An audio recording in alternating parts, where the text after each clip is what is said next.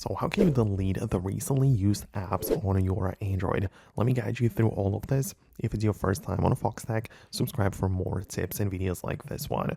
Okay, so when you go to your settings, part of the digital well-being and parental controls menu, we have the breakdown of the screen time and all of the data gets tracked in here.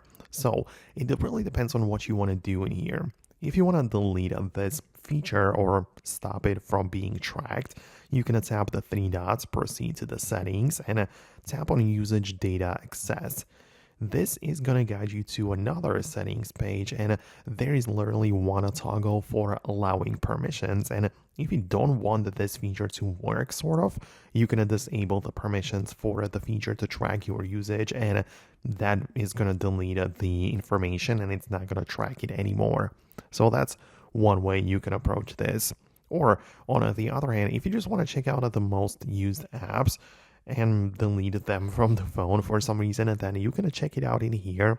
Tap on your data at the top and you'll see the most used apps for different periods. You can even switch between the categories and apps, and in there you can manage the stuff and perhaps check out how long you've been using those individual apps, which you can then decide to keep or delete or whatever. So that is the whole point behind it. In this section, you can as well set up some restrictions.